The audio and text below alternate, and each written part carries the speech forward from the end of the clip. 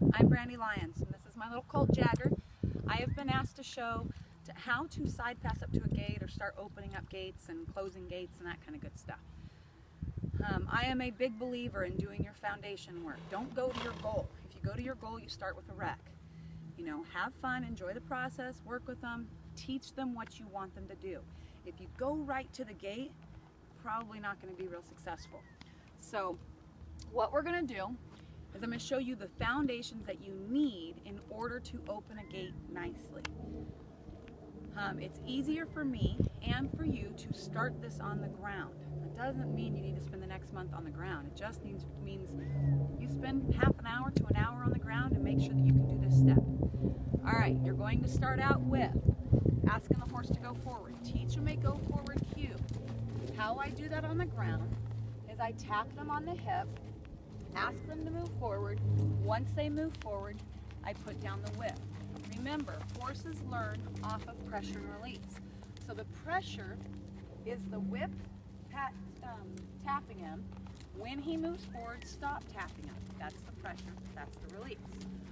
Make sure if the horse does not move, don't stop tapping. Tap harder. Make the cue or make the motivator bigger. All right, you have the horse moving forward. Then what you're going to do is you're going to put pressure on the rein. You're going to hold the rein until you see the front feet or the right foot stepping away from you. Have the horse go forward, pick up the rein, hold till you see the front feet step away, release. Forward, put up pressure, feet move away, release. Forward, pick up the rein, feet move away from you, that right foot. Now don't think about crossing over and don't think about what the other 3 feet are doing. That's too hard. Just think about the one front foot that's on the opposite side of you. So right now we're on the left side. You're going to think about the right foot. I just want to see that right front foot step away from me and I release. Pick up, step away from me and I release. If the horse stops moving, you do not want to release the steering wheel. The reins right now are my steering wheel. They're going to tell the horse what direction I want him to move in. The whip is my gas. If I was driving a car and I wanted to turn, I wouldn't let go of the steering wheel and just push on the gas. I would keep the steering wheel pointing the horse or the car where I want him to go and I would add gas. Same with the horse. So if we ask the horse to walk forward, I move his shoulders over and he starts backing up, I'm not going to release this rein. I'm going to add gas, get the step I want, then release. So this hand only releases that rein when that foot steps away from me. Pick up the rein, foot steps away from me, I release. Now I'm going to start getting more specific. If you think about a clock in front of your horse's feet, so like a direct clock in front of the horse, 12 o'clock is moving straight forward. 1 o'clock is a slight diagonal, 2 o'clock is a more true diagonal, and 3 o'clock is a side pass. We are obviously going to need them to be able to step on 3 o'clock in order to side pass up to a gate. So I'm going to have the horse walk forward. I'm going to think about that foot stepping directly to the side or 3 o'clock away from me. I'm going to hold. When he steps directly to the side, I release.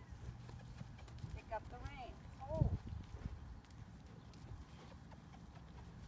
He steps directly to the side, I release. Now the hard part is I know you're all saying, well, where's her hand? How is her hand pulling? Is it pulling up? Is it pulling down? Is it pulling to the side? It doesn't matter, guys. The horses want you to let go of their mouth. They don't care whether you're pulling up or pulling down or pulling over or pulling behind you. They don't care.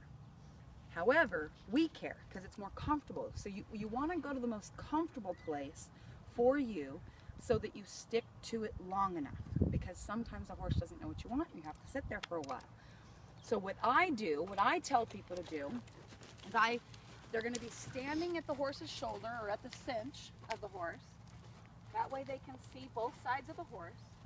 They're going to pick up the rein. Now keep your palm down on the rein. So your pinky is closest to the bit. That gives you a little bit more control. That way you can use your whole entire arm. Then gonna hold close to the bit. If you're too far away, it becomes too flimsy and you have to lift it up too high, and we're not strong with our hands above our heads, so we're gonna keep it low. Keep your hands close to that bit. Ask the horse to walk forward. I pick up the rein like I'm on the saddle, so my rein is going towards my saddle.